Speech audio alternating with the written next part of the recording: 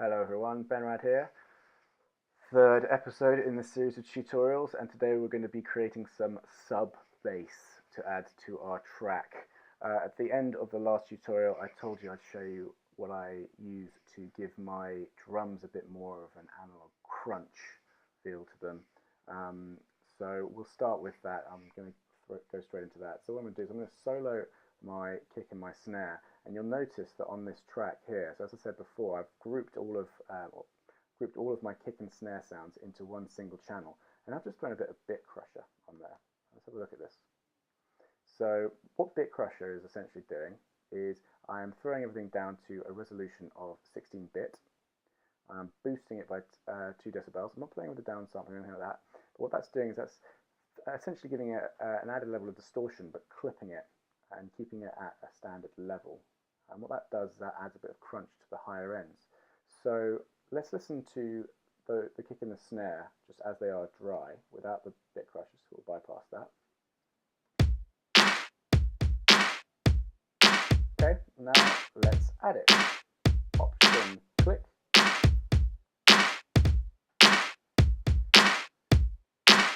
Subtle, I know, but you will notice at the higher ends it's got a bit more of a crunch. It's got a nice 16-bit analog feel to it. I learned this trick from a colleague at work actually, and it really helps. So what I've done is I've also added some extra drums to this. So I've got a drum channel here, as you'll see, and within that channel I've got various hi-hats, crashes, open hi-hats, and some shakers and other sort of stuff. So I'm going to play this all together so you can see what we're working with today.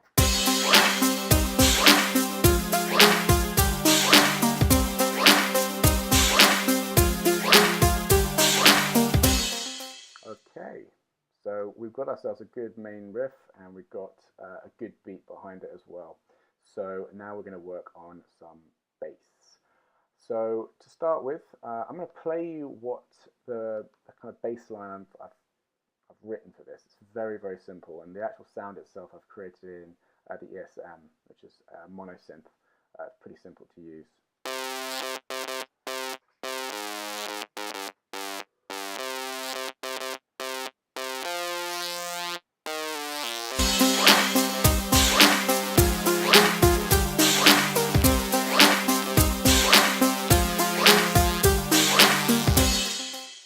Okay, so pretty simple, but it's got no bass behind it, and I've done that pretty deliberately actually. If I show you the EQ right here, you'll see that I've actually cut all of the bass off from this bass sound. And I've done that very, very deliberately because I'm going to be adding shed load of sub bass underneath it. That's what I want. I want this track to really rumble in the clubs. So hence I've taken all the sub bass away from this actual bass sound, so it's just throwing some high trebles, high frequencies in there, sorry. And we're going to fill this up with a bass sound. And today we're going to be using the ES2 again. So create a new track, and I will reset that channel strip. I don't know why that always comes up by default. And we'll open up the ES2, and we've got the ES2 right here. So first things first, what I'm going to do is I'm literally going to copy this bass track down into our new channel. So what I'm going to do is I'm going to Option. I'm going to hold on to this sequence here, which is the bass line, pull it down, let go, and we've just copied it straight away. And I'm going to solo that now.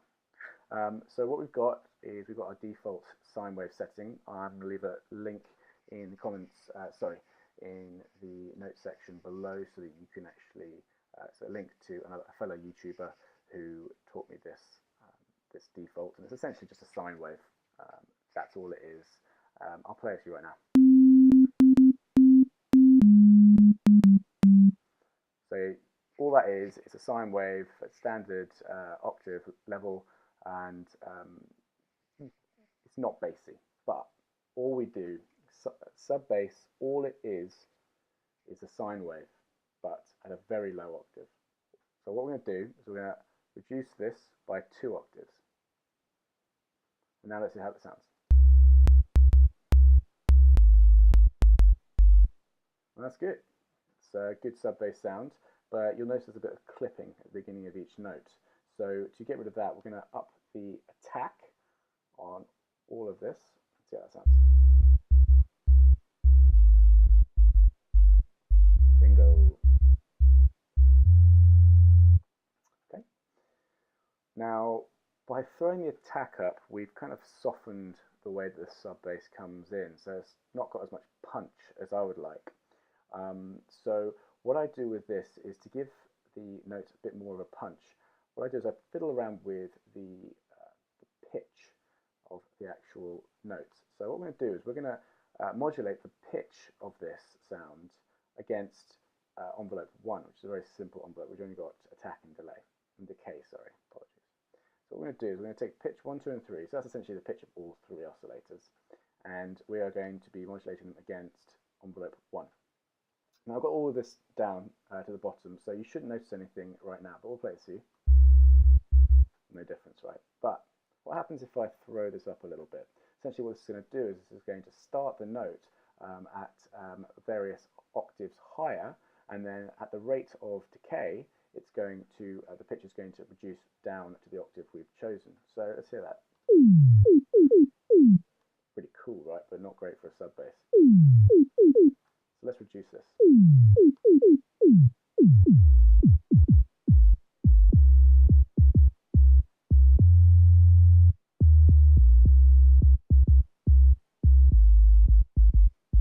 There you go. Now you see, it's really very subtle, but essentially what it's doing is very, very quickly going from a high pitch to a low pitch, and essentially that is giving it a bit more of a thump, almost like a kick drum at the beginning of it. So I quite like that, so I'll leave it as is. Next thing I always do as well, add a bit of glide.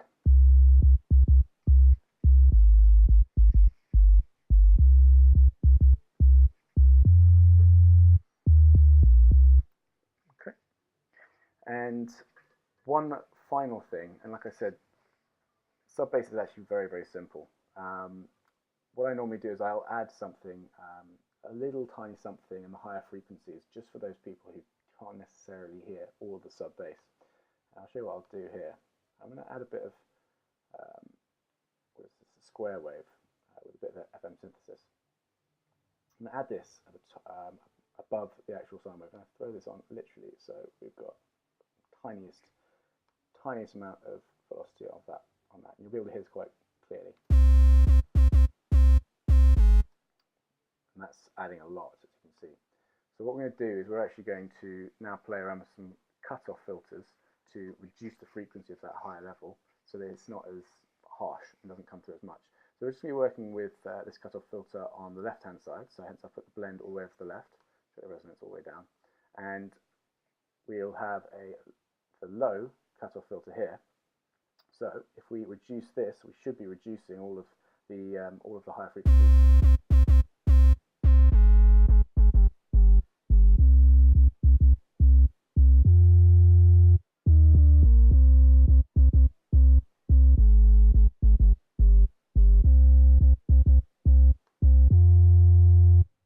Okay, that's really subtle, but it's going to leave that tiniest bit at the top end, just so that people who don't have such large headphones or speakers can actually hear that.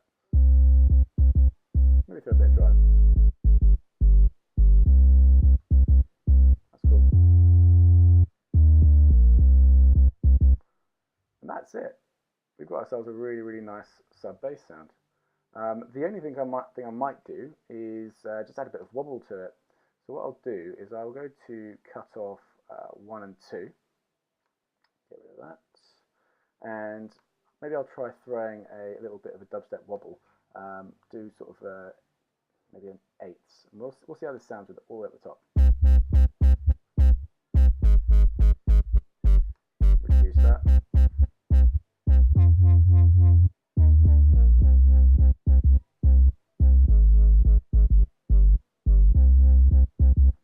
Okay, I like that. It's got a bit of movement. It's got a bit of an extra dubsteppy feel to it, maybe. Let's hear that with the higher bass sound we did. So let's get rid of that. We will just solo these two together.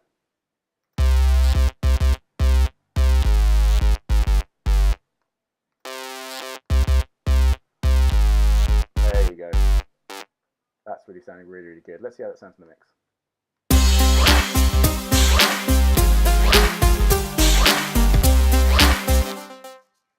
Now that's a little high, I think. I think it's the volume of that sub bass, and let's name that sub bass. It's a bit high, so I'm going to pull it down the mix a bit.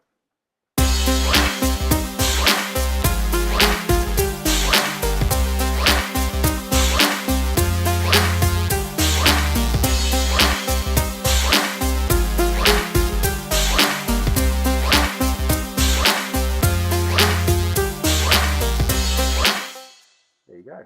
I think that's really, really good. So just to sum up what we've done, we've taken the ES2 and we've taken the standard sine wave, reduced it by 2 octaves. We've upped the attack of every note to reduce any clipping, but added a bit more thump by taking the pitch and modulating it against a very quick decay on envelope 1. We've also given it a bit of a wobble.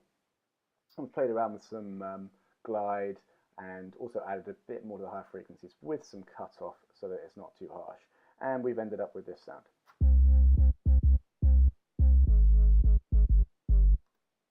And I like that. So that has been the third tutorial from the series. My name is Ben Rad. What we're going to be doing in the next tutorial, I'm going to be working with a bit of sidechain compression. I always do this as soon as I've made a sub bass sound and I've got the kick and the drums working alongside that, and I'm going to show you why. So next tutorial we're going to be working with sidechain compression. Okay, so my name is Ben Rad, aka the Mysteries of. I hope you've enjoyed that. I will see you in the next tutorial. Bye.